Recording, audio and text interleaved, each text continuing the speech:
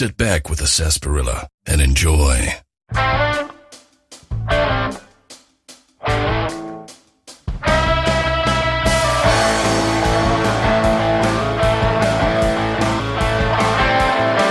So you're going to walk to the CVS drugstore.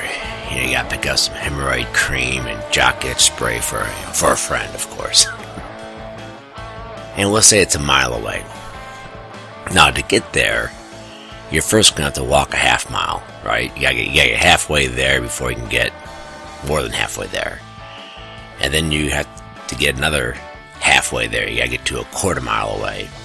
And you always have to get halfway there before you can go any further. That's simple logic. And at some point, you get so close to the CVS store that you're going to think you're in the CVS store, but logically you never got in the CVS store because you only got halfway there, halfway there, halfway there. And you may be going just, a 1/1000th of a millimeter halfway there, but you have to always go halfway there, and therefore you can never get in. Therefore, you never did get in. That's what logic will tell you. You never got into CVS. We're now touching on some very fundamental principles or problems of philosophy. Let's take another example. That first example, by the way, goes back 2,500 years back to Zeno, the Greek philosopher. Let's go a little more recent. We'll go to 18th century, Bishop Berkeley, or Barclay, however they pronounce it.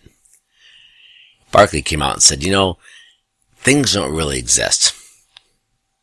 Because all they are just images we take and put together and come up with these ideas in our head. So, for instance, a chair. He'd say, look at a chair. It's not really a chair. It's 4 legs, a seat, a back, it's green. Maybe it's a wingback chair. He goes, the chair is a combination of a bunch of different things that we put together in our mind to call it a chair.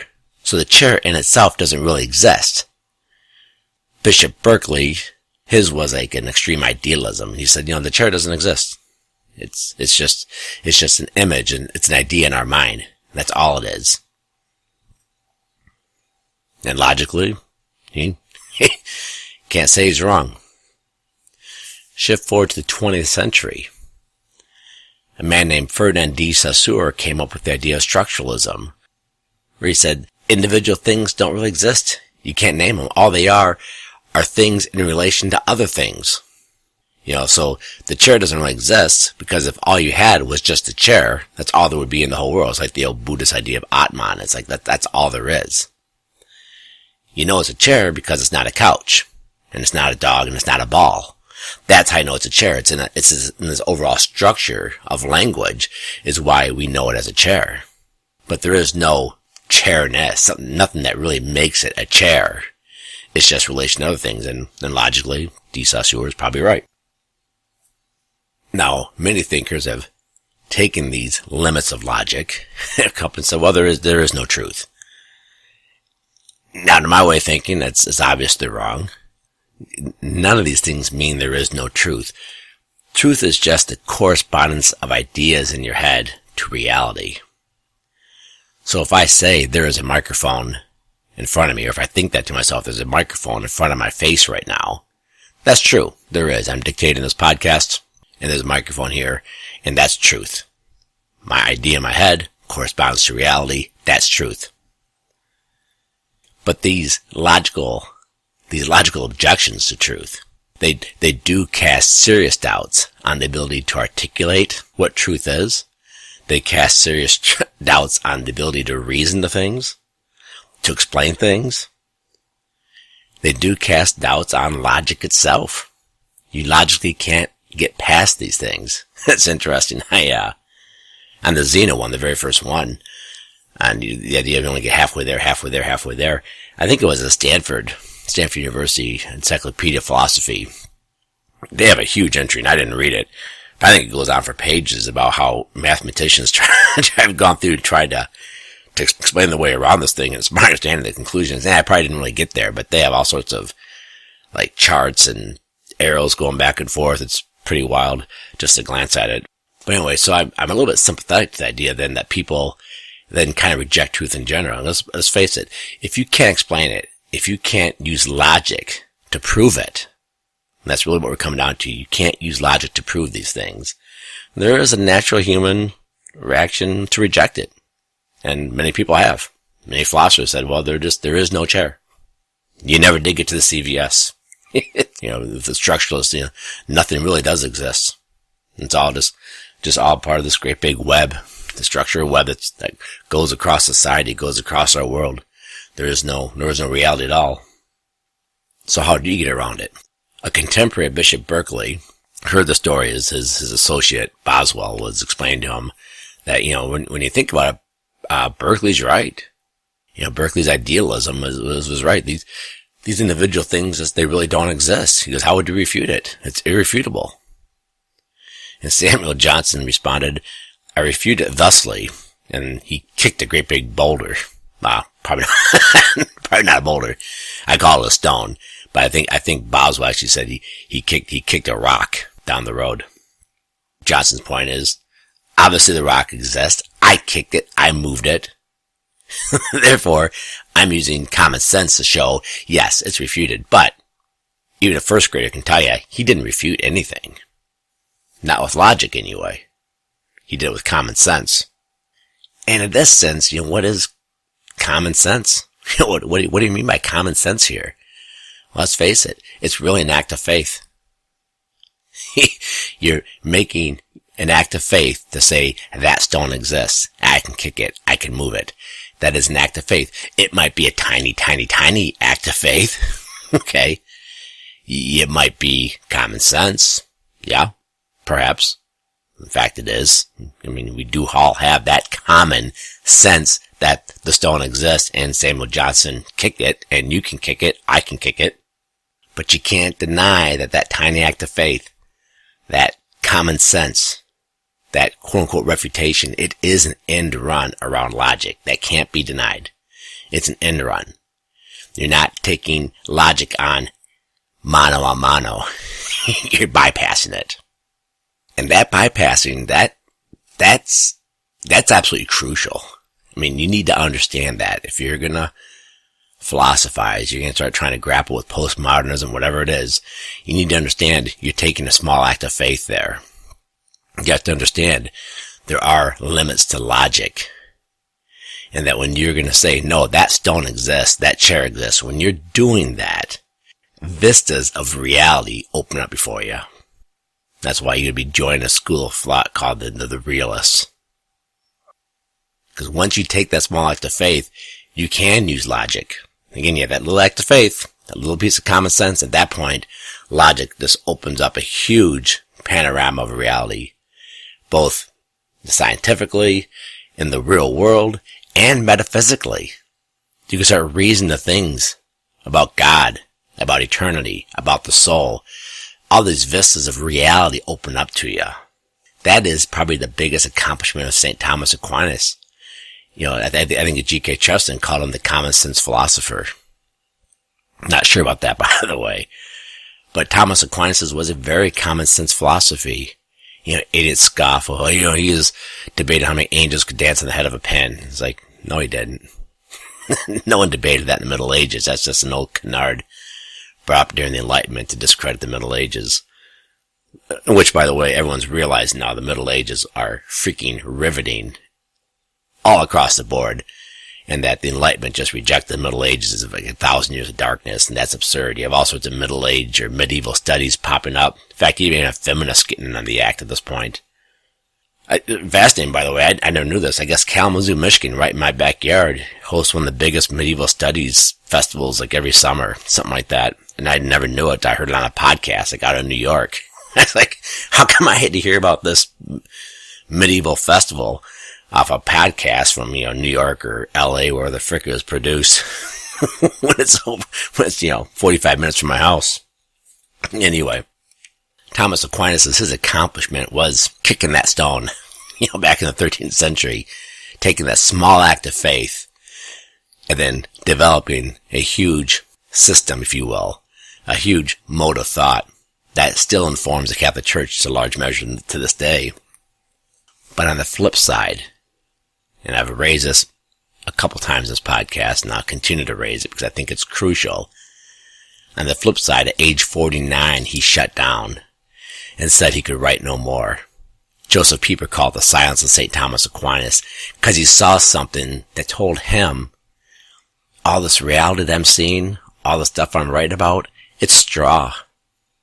It doesn't mean anything.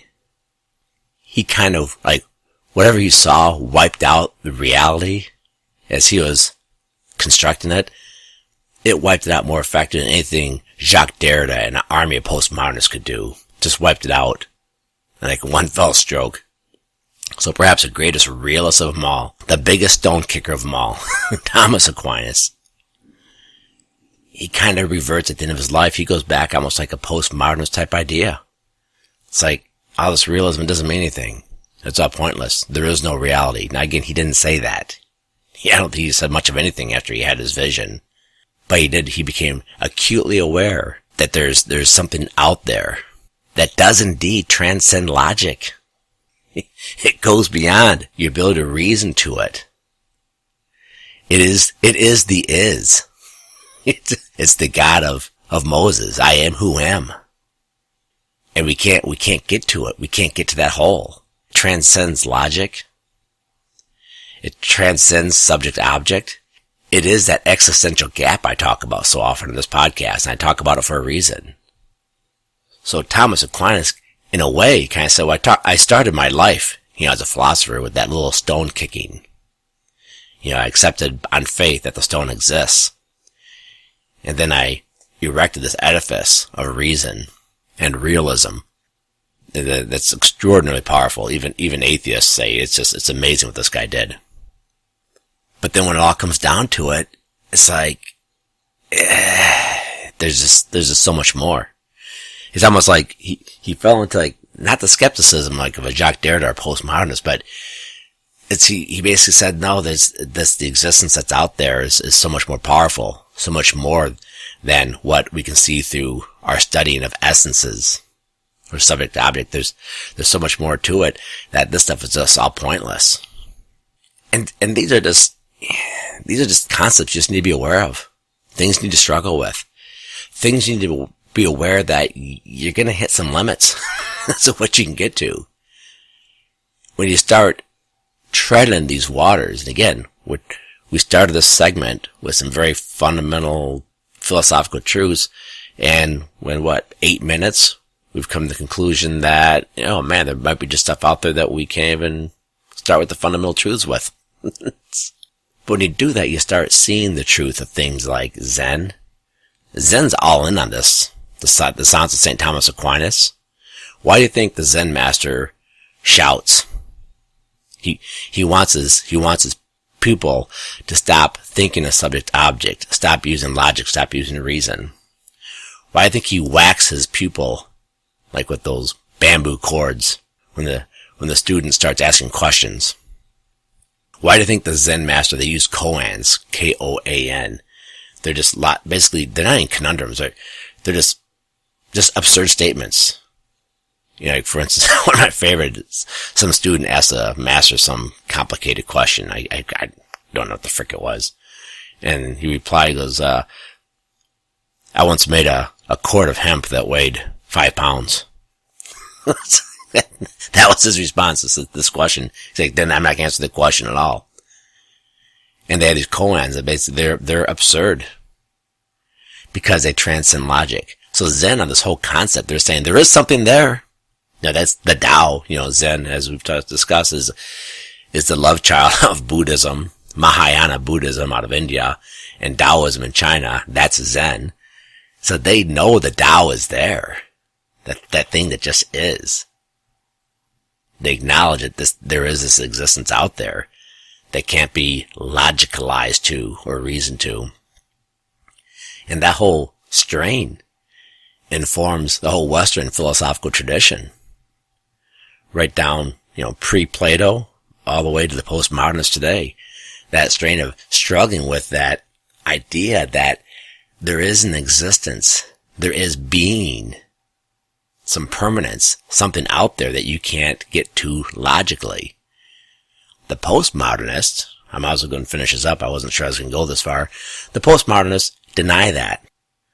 They use the structuralism, a de Saussure, as developed or kind of overthrown, or I don't say reversed, that without, I can't get into it, but the structuralists, they really wanted to invert the binary, say these words just kind of define each other, and we got to invert it, whereas Derrida wanted to smash the binary altogether and said the words have no meaning because there is no underlying meaning. Derrida was a staunch opponent of metaphysics just in general. There is no reality. There is no being. I mean, if you want to start going down this line of thought, that's like one of the most fundamental things you got to deal with. The fact that the postmodernists are right when it comes to logic, and you're not going to beat them one-on-one with logic. You have to then shift over to this intuition of being, this irrational, in a way, this irrational approach to things, a small act of faith in the stone. And you have to make up your mind, which camp are you going to join, quite frankly. I mean, you're either a stone kicker or you're a stone denier. And that's your premise. That's what you start with. That's the camp you join. And I'd make a strong argument. Then you got the Antifa types. The far left, they're stone deniers. They're in this whole post-structuralist, deconstructionist camp. Because once that camp is set up, I mean, all sorts of implications follow from it. So they may not know that they're stone deniers, but they buy into that whole overall school of thought, or many times in their case, non-thought. They just kind of join it and buy into all these different concepts, and there could be a bajillion different reasons why they are stone deniers. And they don't even understand why they're stone deniers, but they kind of buy into that. And then you have another camp where people say, no, there is truth. There are certain things that are right or wrong. Bruce Jenner is a dude. And you divide through. But it all goes back down to Zeno saying you can never get to the CVS. Or Bishop Berkeley saying the chair doesn't exist. Or de Saussure saying that nothing exists because all it is just relation to other things. Anyway, I got a little bit of a criticism last week saying that, hey, the podcast lacks substance. So I thought, well, I've been wanting to do this segment for quite a while, so I'm going to lay it out there. So the critic out there who didn't like last week's podcast, I guess you could chew on this. Hopefully, hopefully it was entertaining or at least edifying. Alright, let's do some lightning segments. Big news on the personal front. I'm going to be a grandfather. I'm pretty stoked. My daughter got married last June. She's pregnant and expecting a child in June. About a year after she got married. So pretty excited. She should deliver a month before my son Jack gets married. He's getting married in July, so things are clicking along just fine. Did you see that vegan influencer? Vegan, I think she has like 100,000 vegan followers on Instagram. She went on the all carnivore diet for 30 days. Then came out and said, I feel great. Said she's never felt better after eating nothing but meat for 30 days. I love it. I absolutely love it. But I'll tell you, based on my experience and just things I've read, and heaven knows I'm no expert, but I'm kind of just settling down with the idea that you just need to shock your system. So 10 years ago, I mean, hell, I thought I was on death's door. I had a surgeon telling me basically I'll never run again because my feet are all screwed up. I was having migraines like once a week. And so I radically cut gluten out of my diet. All gluten, just freaking got rid of it. Within weeks, the migraines are gone. My feet were better, and I was sprinting. Actually going to the track and running sprints. Playing basketball, I just felt great all around by just getting rid of gluten. And that seemed to last for a couple of years, and then, I started feeling kind of bad again. And then I went vegan. And again, I felt freaking great when I went vegan. And then you have this vegan going all carnivore, and she feels great. I think the thing is, though, not the gluten so much, but I'd say like on the vegan or the all carnivore, I think that's like a 30 to 60 day thing. It either cleanses your system or shocks your system, whatever it is. And again, I am not a nutritionist. I'm not the one to talk to. But the more people I talk to, the bits I read, and my experiences, your body just needs to go through intense periods of stress. Not the chronic stress like that we suffer from in an office life or whatever. We're trying to earn a living. But acute stress. Nassim Taleb, who I really like, he talks about that importance. You need to go through acute stress, and it helps your body. That's why fasting is so good for you. Either was the time restricted diet where you only eat 6 hours out of the day or 8 hours out of the day.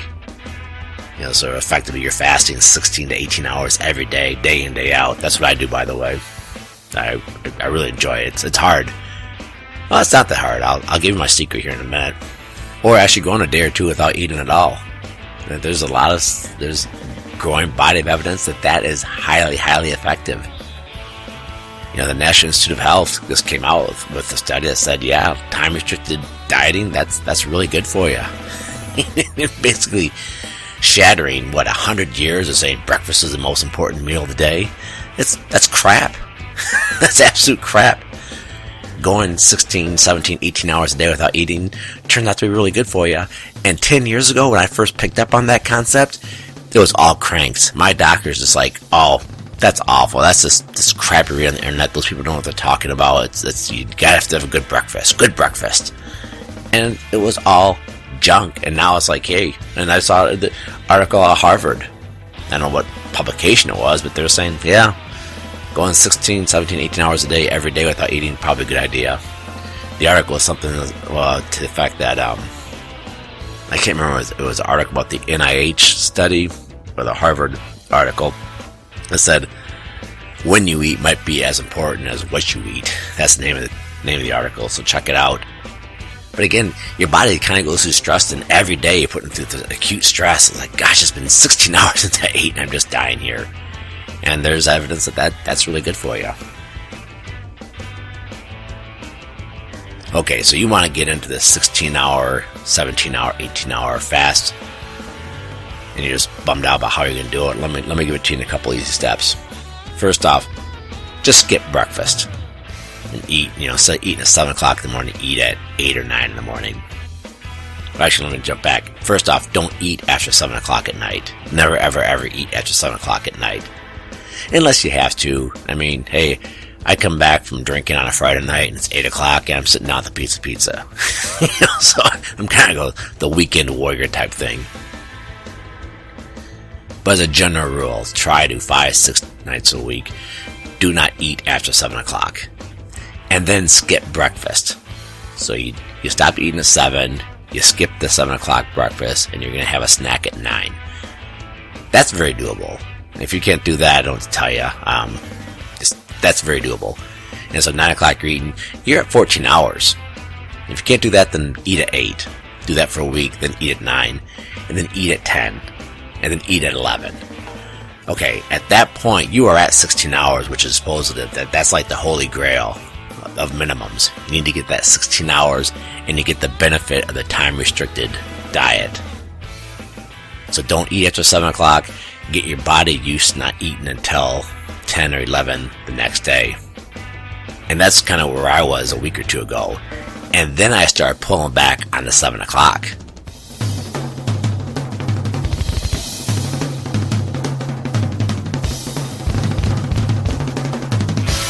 Because now my body is firmly convinced it ain't getting fed till 10 or 11. I get hungry, don't get me wrong, but it's not distracting. Like, I can't even think, I have no energy. It's like my body's like, yeah, this effort, he ain't gonna feed us till 11 o'clock, so don't even start trying to bother him with it.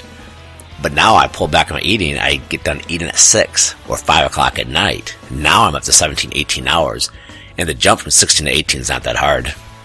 So if you want to get to 18 hours of fasting, that's how I do it. Nothing after 7. Slowly increase to 11 o'clock in the morning till you eat first. And then go back to the day before and start pulling back to 6:30, 6, 5 o'clock, whatever, for your last meal of the day. So a podcast listener sends me a Condé Nast article about 20 places you have to visit in 2020. Kind of that alliteration, I guess, 2020. Southwest Michigan made the list. And I could have told you this a long time ago. The whole western side of Michigan is just freaking gorgeous. But they just go on for it's a mini essay, two paragraphs, 200, 300 words about basically all the virtues of Southwest Michigan, which is where I am. Now I'm kind of on the cusp of it. I'm kind of more towards the center of Michigan, but definitely Southwest Michigan is where I am, right on the Indiana border. And they talk about, the wineries, the beaches. We just have miles and miles of beaches with a ton of sand. Southwest Michigan is a place to be, and Condé Nast has stepped up and said, hey, get to Southwest Michigan, it's worth checking out. I see that the press is slowly beginning to acknowledge that my man, Gavin McInnes, has been wrongly accused. The FBI never labeled the Proud Boys a hate group.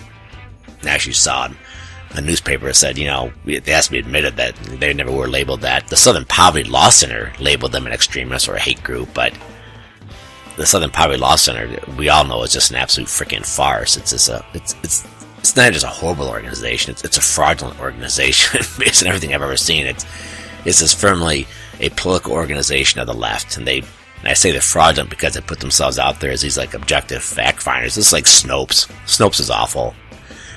They're just an arm of the left. They have a political agenda. The Southern Poverty Law Center, it has and always has. It was founded with a political agenda. It's just awful. And the FBI never said the Proud Boys were a hate group. Now it comes to Gavin McInnes. This guy is fascinating. He's just funny as frick. He's very, very smart. He's a Catholic convert, and I just figure, he has his wife's American Indian, and American Indians are usually Catholic because the Jesuits got to them so early and converted a lot of American Indians. I just always assumed that Gavin converted because his wife was Catholic, but a Gavin McInnes fan was telling me that's not the case. He converted because he thinks it's right. I think his wife either is not Catholic or doesn't practice anymore, but Gavin McInnes does. Gavin McInnes is fascinating. I don't listen to him much anymore. I really get kicked out of him. Man, he is just, and I hate to say this because I'm no shrieking violet when it comes to risque talk. It just doesn't bother me, and shame of shame, it kind of cracks me up. But man, he is just freaking filthy. I can't square the Catholic convert with just the level of filth coming out of his mouth. And again, I'm not judging the guy. I'm just saying he's funny. I enjoy him, but same token, this sometimes just goes into areas I can't approve of it, and it makes me uncomfortable. Which is, again, that's saying something because I can put up with quite a bit of risque talk. You know what? I think that's going to be a wrap. I was cogitating the other day. I was working to get my garden ready for next spring, and I listened to some podcaster. Actually, it was Bill Burr. He just talked about how he just hates getting in these articles and there's 2 paragraphs of fluff, and he goes, just get to it. And I was like, yeah, he's right. I get so frustrated with articles. Just get to it. And I started thinking, podcasts are the same thing. Just get to it. So I decided, with my podcast, I'm just going to get to it. Just going to try to jump right in on things. Yeah, maybe a small introduction if it's interesting, not just mere fluff. I thought, why even say, hey, episode 55? I'm not sure I need to say that. If you go to the site or you download it, you can read that's episode 55. So anyway, I hope you enjoyed the way I jumped right into it. The blog is pretty active. I posted 4 times in the past week. I should be able to post, hopefully every day during the weekdays, maybe on the weekends once in a while, so go check that out. If you haven't done so, please follow me on Twitter, The Weekly Demon. I'm not going to inundate your line with a bunch of tweets. I probably only tweet 4, 5, 7 times a week, so it's a small act of charity to me to go subscribe to the Twitter feed, and it's not going to be oppressive at all. And of course, I have the Facebook page for The Weekly Demon, so go check that out and maybe follow or like it. As always, thanks for listening.